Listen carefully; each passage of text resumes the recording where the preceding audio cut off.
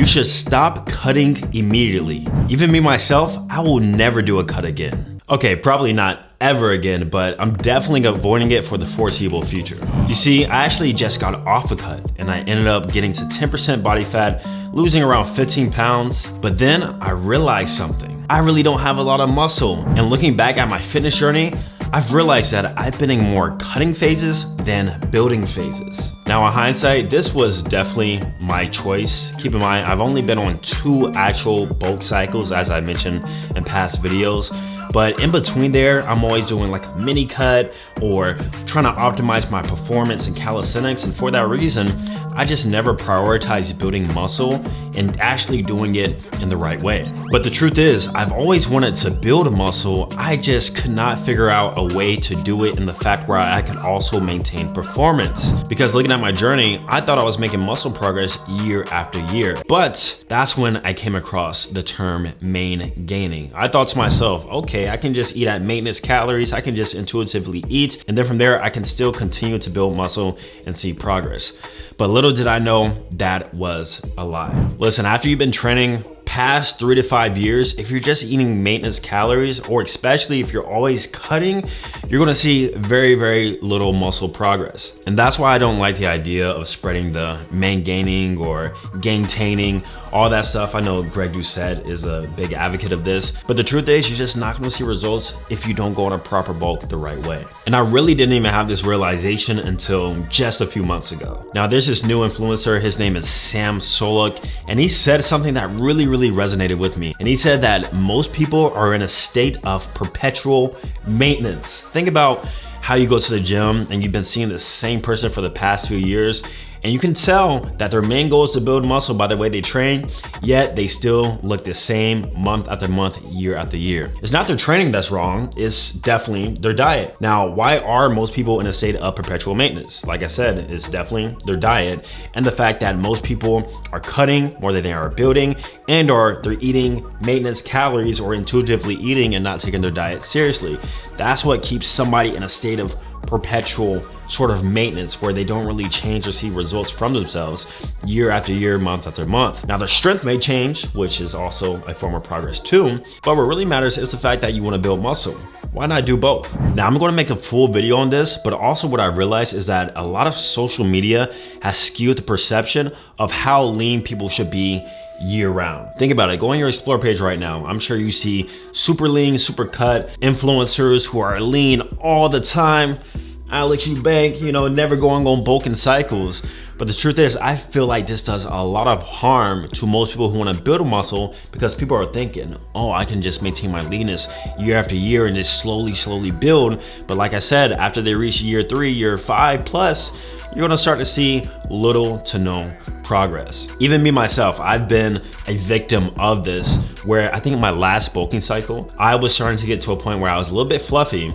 And this is the truth about social media, is that it does cater more towards lean, sort of 10% abs sort of physiques. Like if you're anything past 13%, then the amount of traction you get on social media just is not gonna be all that. And that's very important if you run your business on social media. So I really don't blame them, but I just want people to understand and realize that if you wanna look your best, then you are gonna have states of fluffiness and then states of leanness. And then maybe once you build to your point to where you're satisfied with your muscle, you can maintain that point of leanness, then maybe try to main gain or gaintain or something like that. Now, I know you see the title of this video. I said to stop cutting and how I'm mentioning that I'm actually stopping it, but there are actually people who should cut. If you're genuinely overweight, you know, above 20% body fat as a man, excess fat on you, and you're definitely a beginner, then yes, you should cut the weight. Don't let this video tell you otherwise. Definitely cut the weight and get to a point to where you can actually start building. I am not advocating people to be unhealthy fat slobs. So if you are in that position, please go on a diet right now. Also, I do believe that you can strategically implement cuts. Let's say you've been on a long-term bulking cycle, minimum 6 months, upwards a year plus, and you find yourself getting to that fluffy point of state, you know, 15, 16, 17% body fat, then as I stated before, this is where you should implement aggressive mini cuts to where you drop your calories drastically over the course of 6 to 8 weeks get it back to that 13-12% and then restart your bulk cycle. But even looking at that in hindsight over a long course of period of time, you're still in more building phases than cutting phases. Now lastly, if you are prepping for an event, you know, clearly a bodybuilding show or a photo shoot, or even for a lean bulk, then yes, you should probably go on a cut too. I'm not saying that you shouldn't at all. If you want to be competitive, then clearly you have to show and represent that in your body fat levels. But here's the most important one. Who should not cut?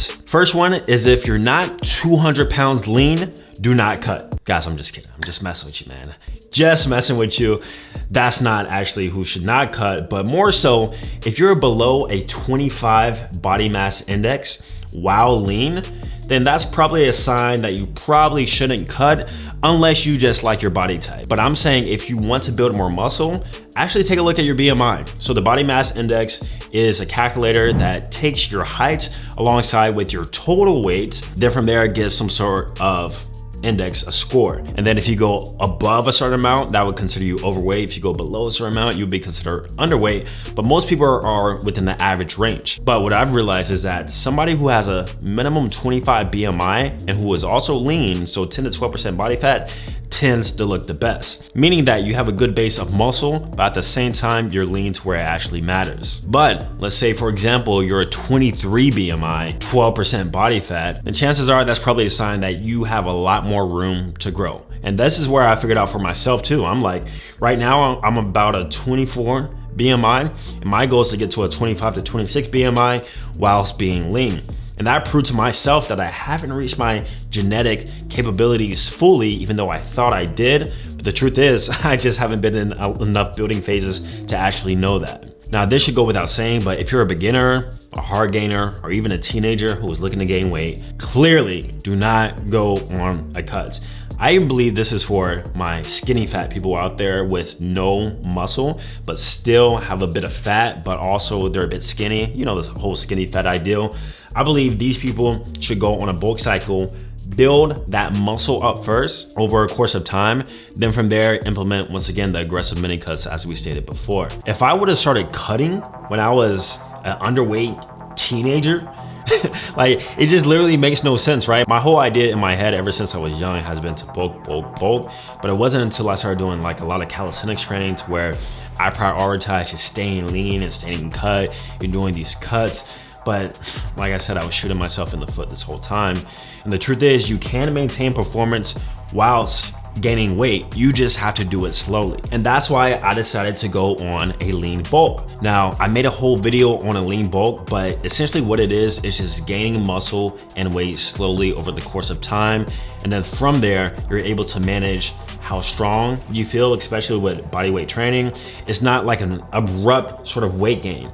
In my past bulking cycles, I remember I would gain like 5 pounds a week. So me doing handstand push-ups week 1 versus week 3 made a big difference, and I felt lethargic and stiff. But let's say as of now, I've been actually gaining about half a pound to a pound a week on average, and I still feel really good with my performance. Nothing has been affected. I'm still doing 90-degree handstand push-ups. I'm still doing planche push-ups. Weighted pull-ups are getting stronger.